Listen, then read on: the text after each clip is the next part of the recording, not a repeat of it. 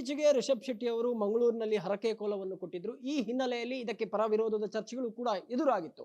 ಆ ಬಳಿಕ ಇದಕ್ಕೆ ಸ್ಪಷ್ಟೀಕರಣವಾಗಿ ದೈವಾರಾಧನೆ ಅಥವಾ ಆ ದೈವಸ್ಥಾನದ ಆಡಳಿತ ಮಂಡಳಿ ಒಂದು ಪ್ರಾರ್ಥನೆಯನ್ನು ಕನ್ನಡದಲ್ಲಿ ಮಾಡಿದ್ರು. ಈ ಪ್ರಾರ್ಥನೆ ಕೂಡ ಕನ್ನಡದಲ್ಲಿ ಮಾಡಿದ್ದಾರೆ ಅಂತ ಹೇಳುವಂತ ನಿಟ್ಟಿನಲ್ಲಿ ಈಗ ಪರ ವಿರೋಧದ ಚರ್ಚೆ ಕೂಡ ಎದುರಾಗ್ತಾ ಇದೆ. ಕನ್ನಡದಲ್ಲಿ ಮಾಡಿದ್ದು ತಪ್ಪು, ತುಳುವಲ್ಲೇ ಮಾಡಬೇಕು, ಅಂದ್ರೆ ದೈವದ ಭಾಷೆ ತುಳು ಅಂತ ಹೇಳುವಂತ ನಿಟ್ಟಿನಲ್ಲೂ ಕೂಡ ಒಂದಿಷ್ಟು ವಿಚಾರಗಳು ಹೊರಬರ್ತಾ ಇದೆ. ಈ ಬಗ್ಗೆ ಮಾತಾಡ್ಲಿಕ್ಕೆ ದೈವಾರಾಧಕರಾದಂತಹ ತಮ್ಮಣ್ಣ ಶೆಟ್ಟಿ ಅವರು ನಮ್ಮ ಜೊತೆ ಇದ್ದಾರೆ. ಸರ್, ಕನ್ನಡದಲ್ಲಿ ಪ್ರಾರ್ಥನೆ ಮಾಡಿದ್ದು ಎಷ್ಟು ಸರಿ ಮತ್ತು ತಪ್ಪೇನಿದ್ರಲ್ಲಿ? ನೋಡಿ, ಇಲ್ಲಿ ದೈವಕ್ಕೆ ಅದರದೇ ಆದಂಥ ಒಂದು ರೀತಿ, ನೀತಿ, ನಿಯಮ, ಗಡಿ, ಆಚಾರ, ವಿಚಾರ, ಗುತ್ತು, ನಂಬಿಕೆಗಳು, ಭಾವನೆಗಳು ಎಲ್ಲವಿದೆ. ಒಟ್ಟು ನಿಮಗೆ ದೈವಾರಾಧನೆ ಅದು. ಹಾಗಾದರೆ ಇಂಥ ಒಂದು ದೈವಕ್ಕೆ ನಮ್ಮ ಇಲ್ಲಿ ಮೂಲ ಜನಾಂಗದವರು ದೈವವನ್ನು ನಂಬಿಕೊಂಡು ಬಂದು ಅವರದೇ ಆದಂಥ ಈ ಮೂಲ ಪರಂಪರೆಯ ಮೂಲ ಭಾಷೆಯೊಂದಿಗೆ ಅವರು ತಿನ್ನುವ ಆಹಾರ ಪದ್ಧತಿಯೊಂದಿಗೆ ಸಾಧಾರಣ ನಡ್ಕೊಂಡು ಬಂದ ರೀತಿ ಅಂತ ಹೇಳಿದರೆ ತುಳುನಾಡ ದೈವಾರಾಧನೆ ಎಲ್ಲವೂ ತುಳುವಿನಲ್ಲಿಯೇ ವ್ಯವಹಾರ, ಭಾಷೆ, ಪ್ರಾರ್ಥನೆ ಎಲ್ಲವೂ. ಆದ್ದರಿಂದ ಅಲ್ಲಿಯೂ ನಿಮಗೆ ಕನ್ನಡದಲ್ಲಿ ಮಾಡುವಂಥ ನಿಯಮ ತಪ್ಪು, ತುಳುವಲ್ಲಿ ಮಾತನಾಡಬೇಕಿತ್ತು. ಪ್ರಾರ್ಥನೆ ಮಾಡಿದ ರೀತಿ ಸರಿ, ಎರಡನ್ನು ನಮಗೆ ಖಂಡಿತವಾಗಿಯೂ ನಮಗೆ ಅದರ ಸೋಲಗಳು ತಿಳಿಬೇಕು, ತಿಳಿ. ಆದರೆ ಯಾವುದೇ ಕಾರಣಕ್ಕೂ ದೈವಾರಾಧನೆ ನಿಯಮದಲ್ಲಿ ಕನ್ನಡದಲ್ಲಿ ಪ್ರಾರ್ಥನೆ ಮಾಡುವ ನಿಯಮಗಳಿಲ್ಲ. ನಮಗೆ ಭಯ ಆದದ್ದು, ಈಗಾಗಲೇ ದೈವಾರಾಧನೆ ಬೇರೆ ಬೇರೆ ರೀತಿಯಲ್ಲಿ ಹೆಸರಿನ ಪರಿವರ್ತನೆ ಆಗಿದೆ, ಆಚರಣೆ ರೀತಿ ಪರಿವರ್ತನೆ ಆಗಿದೆ. ಈ ರೀತಿಯಾಗಿ ಇನ್ನು ಮುಂದಿನ ತಲೆಮಾರಿಗೆ ಇದೊಂದು ಮಾರಕಾದೀತ ಈ ಪ್ರಾರ್ಥನೆ. ಯಾಕಂತ ಹೇಳಿದರೆ ನೋಡಿ, ಈಗ ಯಾವ ಉದ್ದೇಶದಲ್ಲಿ ಅವರು ಕನ್ನಡದಲ್ಲಿ ಪ್ರಾರ್ಥನೆ ಮಾಡಿದ್ರು ಅಂತ ಗೊತ್ತಿಲ್ಲ. ಆದರೆ ಮುಂದೆ ಇವರು ಇದೇ ರೀತಿಯಾಗಿ ಮುಂದುವರೆದ್ರೆ, ಈಗ ತಮಿಳಿನ ಸೂಪರ್ ಸ್ಟಾರ್ ಬಂದರೆ ತಮಿಳಲ್ಲಿ, ಮಲಯಾಳಿಯಲ್ಲಿ ಬಂದರೆ ಮಲಯಾಳಿಯಲ್ಲಿ, ಹಿಂದಿಯಲ್ಲಿ ಬಂದರೆ ಹಿಂದಿಯಲ್ಲಿ, ಮರಾಠಿ, ಭೋಜ್ಪುರಿ, ಬೇರೆ ಬೇರೆ ಭಾಷೆಯಲ್ಲಿ ಬರುವ ಈಗ ದೊಡ್ಡ ಸ್ಟಾರ್ಗಳಲ್ಲ ಇವರು. ಈ ಸಮಕಾಲೀನಂಥ ಸ್ಟಾರ್ಗಳು ಇಲ್ಲಿ ಬಂದಾಗ ಎಲ್ಲರೂ ಈ ರೀತಿಯಾಗಿ ಅಂತ ಒಂದು ಪ್ರಾರ್ಥನೆ ಮಾಡಿದರೆ ದೈವಕ್ಷೇತ್ರ ಒಂದು ಪ್ಯಾನ್ ಇಂಡಿಯಾ ಥರ ಆದೀತ ಒಂಥರ ತುಂಬ ಭಯ ಇದೆ ನಮಗೆ.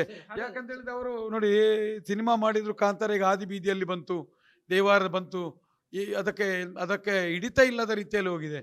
ಈಗ ಮತ್ತೆ ಇವರು ಕೊಡಿಯಡಿಗೆ ಬಂದದ್ದೊಂದು ಸರಿಯಾದ ನಿಯಮ ಅಲ್ಲ ನಮಗೆ. ಸರ್, ಹಾಗಾದ್ರೆ ಈ ಮಂಗಳೂರು ಭಾಗವನ್ನು ಬಿಟ್ಟು ಈ ಉಡುಪಿ ಆಗಿರ್ಬೋದು, ಕುಂದಾಪುರದಲ್ಲಿ ಆಗಿರ್ಬೋದು, ದೈವಗಳು ಕನ್ನಡದಲ್ಲೇ ಅಭಯವನ್ನು ಕೊಡುತ್ತೆ. ನೀವು ಗಮನಿಸಬಹುದು, ಕೆಲವೊಂದು ಸೋಷಿಯಲ್ ಮೀಡಿಯಾಗಳಲ್ಲಿ, ಯೂಟ್ಯೂಬ್ ಚಾನಲ್ಗಳಲ್ಲೆಲ್ಲ ಬಂದಿದೆ. ಹಾಗಾದ್ರೆ ದೈವವೇ ಕನ್ನಡದಲ್ಲಿ ಮಾತಾಡುವಾಗ ಮಂಗಳೂರಿನಲ್ಲಿ ಪ್ರಾರ್ಥನೆ ಮಾಡಿದ್ದು ಅದೇ ಯಾಕೆ ತಪ್ಪು ಅಂತ ಹೇಳುವಂಥ ವಿಚಾರಗಳು ಕೂಡ ಈಗ ಬರ್ತಾ ಇದೆ. ದೈವಾರಾಧನೆಗೆ ಒಂದು ವ್ಯಾಪ್ತಿ ಅಂತ ಹೇಳಿದಾಗ, ಈಗ ಉದಾಹರಣೆಗೆ ಗೋಕರ್ಣದಿಂದ ಬಾರ್ಕೂರ್ ನದಿಯವರೆಗೆ ಸಾಧಾರಣ ಕನ್ನಡ ರಾಜ್ಯ ಅಂತ ಒಂದು ಕರೀತಾರೆ. ಬಾರ್ಕೂರ್ ನದಿಯಿಂದ ಸಾಧಾರಣ ನಿಮಗೆ ಇಲ್ಲಿ ಚಂದ್ರಗಿರಿಯವರೆಗೆ ತುಳು ರಾಜ್ಯ ಅಂತ ಕರೀತಾರೆ.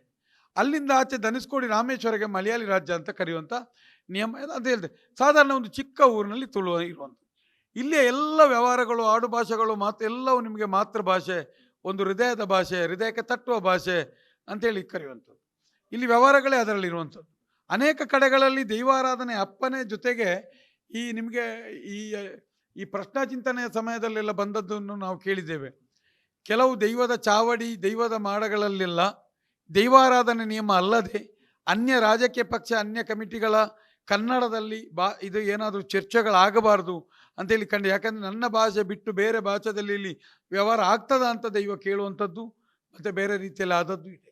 ಮತ್ತೊಂದು ವಿಚಾರವಾಗಿ, ಈಗ ರಿಷಬ್ ಶೆಟ್ಟಿ ಅವರು ಮಂಗಳೂರಿನಲ್ಲಿ ಬಂದು ಹರಕೆಯ ಕೋಲ ಕೊಟ್ಟದ್ದು ತಪ್ಪ? ಅವರೊಂದು ದೈವ ಭಕ್ತರಾಗಿ ಇಲ್ಲಿ ಹರಕೆಯನ್ನು ಕೋಲ ಕೊಟ್ಟಿದ್ದಾರೆ. ಅಂದ್ರೆ ನಾವು ತುಳುನಾಡನ್ನು ಬಿಟ್ಟು ಹೊರಗಡೆ ಕೊಟ್ಟರೆ ಅದೊಂದು ಕಾಂಟ್ರವರ್ಸಿ ಆಗುತ್ತೆ, ಅದು ತುಳುನಾಡನ್ನು ಬಿಟ್ಟು ಮಾಡ್ಲಿಕ್ಕಿಲ್ಲ ದೈವಾರಾಧನೆ ಅಂತ ಹೇಳುವಂಥದ್ದು ಹಿಂದಿನಿಂದಲೂ ಬಂದಂತಹ ಕಟ್ಟುಪಾಡು.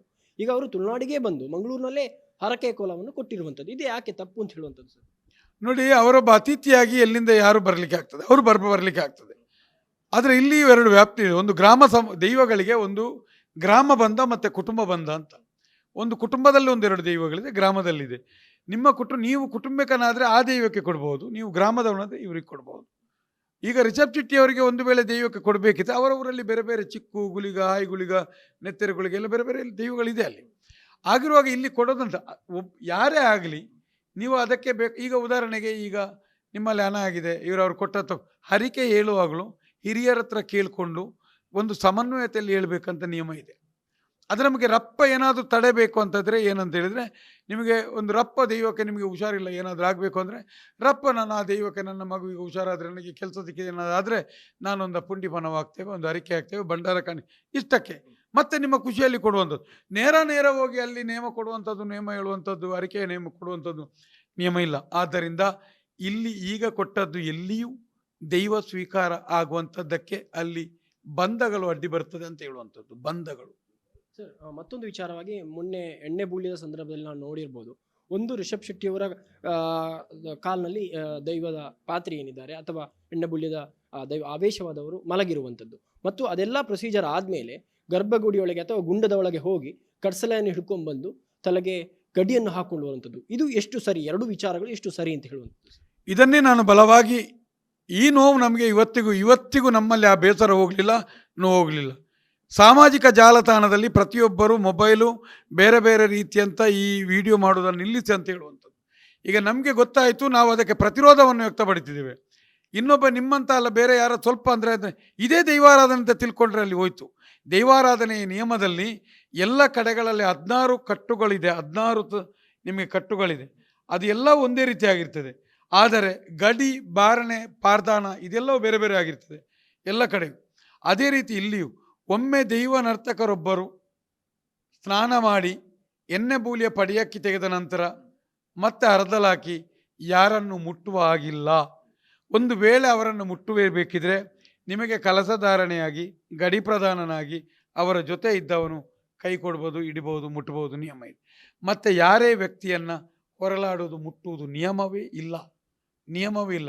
ಏನಿದ್ರು ಕರ್ತಲೆಯ ಕೊಡಿಯನ್ನು ಈಗ ಮುಟ್ಟಿಸೋದು ಮಾತ್ರ ನಿಯಮ ಇರುವಂಥದ್ದು, ಮುಟ್ಲಿಕ್ಕಿಲ್ಲ. ಇದು ದೈವಾರಾಧನೆ ಅತ್ಯಂತ ದೊಡ್ಡ ಅಪಚಾರ, ನಮಗೆ ನೋವು ತಂದದ್ದು. ಸ್ಥಾನದ ಒಳಗೆ ಹೋಗುವುದು, ಕರ್ತಲೆ ತರೋದು, ಕರ್ತಲೆಯನ್ನು ಹೊರಗೆ ಎಳೆಯುವುದು, ಅದನ್ನು ಹಾಗೆ ಇದು ಮಾಡೋದು, ಇಂಥ ಒಂದು ನಿಯಮ. ಈ ರೀತಿಯಾದಂಥ ದೈವಾರಾಧನೆಯನ್ನು ಒಂದು ಮಾಂತ್ರಿಕ ಶಕ್ತಿಯಾಗಿ ನೋಡಲಿಕ್ಕಿಲ್ಲ. ದೈವಾರಾಧನೆಯನ್ನು ಕಾರ್ಣಿಕ ಶಕ್ತಿಯಾಗಿ ನೋಡುವಂಥದ್ದು. ದೈವಾರಾಧನೆ ಆತ್ಮಶಕ್ತಿ ಮತ್ತು ಸಂತೃಪ್ತಿಯನ್ನು ತುಂಬ ಭಾವಗಳು ಇಲ್ಲಿ ಇರುವಂಥದ್ದು ಎಲ್ಲವೂ ನಿಮ್ಮ ಭಯಕೃತವಾಗಿ. ಅದು ಅಲ್ಲಿ ನಡೆದಂಥ ಆ ಎಣ್ಣೆ ಬುಲ್ಯ, ಕುಣಿಯುವುದು, ಹಾರೋದು, ಎಲ್ಲವೂ ದೈವಾರಾಧನೆ ನಿಮಗೆ ತದ್ವಿರುದ್ಧವಾಗಿದೆ. ಸರ್, ಕೊನೆಯದಾಗಿ ನಾನು ಕೇಳ್ತೇನೆ, ಈಗ ಹಿಂದೆ ದೈವಾರಾಧನೆ ಬಗ್ಗೆ ಪರವಿರೋಧಗಳು ತುಳುನಾಡಿನ ಜನರು ಮತ್ತು ಹೊರಗಿನ ಇತರ ಜನರು ಮಾತಾಡ್ತಿದ್ರು. ಆದರೆ ಇದೀಗ ಇತ್ತೀಚಿನ ದಿನಗಳಲ್ಲಿ ನಾವೇ ಕಿತ್ತಾಡ್ಕೊಳ್ಳುವ ಸಂದರ್ಭ ಎದುರಾಗ್ತಾ ಇದೆ. ಅಂದರೆ ತುಳುನಾಡಿನವರೇ ದೈವಾರಾಧನೆ ಬಗ್ಗೆ ಪರವಿರೋಧ ಚರ್ಚೆ ಮಾಡುವಂತಹ ಎದುರಾಗ್ತಿದೆ. ಈಗ ಈ ವಿಚಾರದಲ್ಲೂ ಕೂಡ ಗಮನಿಸಬಹುದು. ಇದು ಎಷ್ಟು ಸರಿ ಸರ್? ಇದು ಯಾವಾಗ ಮುಕ್ತಾಯ ಆಗುತ್ತೆ? ಅಂದರೆ ಇದರಿಂದಾಗಿ ದೈವಾರಾಧನೆಗೆ ಅಪಚಾರ ಮತ್ತು ಮುಂದಿನ ಪೀಳಿಗೆಗೆ ಏನಾದರೂ ಸಮಸ್ಯೆಗಳಾಗ್ಬೋದಾ ಅಂತ ಹೇಳುವಂಥದ್ದು. ಆ ಕಿತ್ತಾಟವೇ ಒಳ್ಳೆಯ ಬೆಳವಣಿಗೆ. ಇಷ್ಟರವರೆಗೆ ಬಕೆಟ್ ಹಿಡಿದು ಒಬ್ಬರಿಂದೊಬ್ಬರು ನೀವು ನಮ್ಮನ್ನು ತೃಪ್ತಿ ಮಾಡೋದು, ಬಕೆಟ್ ಹಿಡಿದು ಜನರನ್ನು, ದೈವವನ್ನು ಬದಿಗೆ ಮೂಲೆಗೆ ಬಿಸಾಡಿದ್ರಿ. ಈಗ ಚರ್ಚೆಗಳ ಆರಂಭ ಆಗಿದೆ, ಕಿತ್ತಾಟಗಳ ಆರಂಭ ಆಗಿದೆ. ಮುಂದೆ ಪರಿವರ್ತನೆಗೆ ಚರ್ಚೆಗಳು ಎಲ್ಲಿ ಆಗಿದೆ? ಎಲ್ಲಿ ತನಕ ಇಷ್ಟು ಜನ ರಾಜಕಾರಣಿ ದಕ್ಷಿಣ ಕನ್ನಡದಲ್ಲಿ ಗೆದ್ದೋದ್ರು?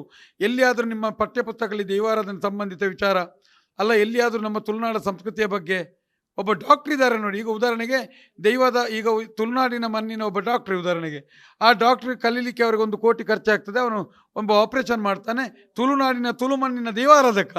ಅದೇ ಡಾಕ್ಟ್ರಿಗೆ ಆಪರೇಷನ್ ಮಾಡ್ತಾ ಒಬ್ಬ ಮರಣ ಪಡ್ತಾನೆ. ಆಪರೇಷನ್ ಮಾಡ್ಲಿಕ್ಕೆ ಗೊತ್ತಿಲ್ಲ, ಅವರನ್ನ ಮರಣಪಟ್ಟ ಬಾಡಿಯನ್ನು ಸುಡುವುದು ಹೇಗೆ, ಸಾವು ಮಾಡುವುದು ಹೇಗೆ ಅಂದರೆ ಗೊತ್ತಿಲ್ಲ ಅವನಿಗೆ. ಬೇರೆ ಎಲ್ಲ ದೇಶಗಳಲ್ಲಿಯೂ ತನ್ನ ಸಂಸ್ಕೃತಿಯನ್ನು ಮರೆಯುವುದಿಲ್ಲ ಅವರು. ಎಲ್ಲಿ ಹೋಗಲಿ, ಏನೇ ಆಗಲಿ, ಎಷ್ಟು ದೊಡ್ಡ ಜನವೇ ಆಗಲಿ. ನಾನು ಹೇಳುವಂಥದ್ದು, ನೀವು CA ಆಗಿ, ಇಂಜಿನಿಯರ್ ಆಗಿ, ಎಷ್ಟು ದೊಡ್ಡ ವ್ಯಕ್ತಿಯಾಗಿ, ಆದರೆ ದೈವಾರಾಧನೆ ನಿಯಮವನ್ನು ಪಾಲಿಸಿ ಕಲಿಸ್ಕೊಳ್ಳಿ. ನಿಮ್ಮ ಇಲ್ಲಿಯ ಎಲ್ಲ ಜಾತಿ ಮತ್ತು ಎಲ್ಲಕ್ಕೂ ಒಂದೊಂದು ಬೇರೆ ಬೇರೆ ನಿಯಮ ಇದೆ. ಆದ್ದರಿಂದ ಕಿತ್ತಾಟಗಳೇ ಮುಂದಿನ ದಿನ ಒಳ್ಳೆಯ ಒಂದು ಬದಲಾವಣೆಗಳಾಗ್ತದೆ, ಚರ್ಚೆಗಳಾಗಬೇಕು, ವಾದ ವಿವಾದಗಳಾಗಬೇಕು. ಇವಿಷ್ಟು ತಮ್ಮಣ್ಣ ಶೆಟ್ಟಿಯವರ ಮಾತು. ಕ್ಯಾಮರಾ ಪರ್ಸನ್ ರಮಾನಂದ್ ಬೆಳಾಲ್ ಜೊತೆ Aditya Dandole, guarantee news, Mangaluru. Guarantee news, ಸುದ್ದಿ ಖಚಿತ, ನ್ಯಾಯ ನಿಶ್ಚಿತ.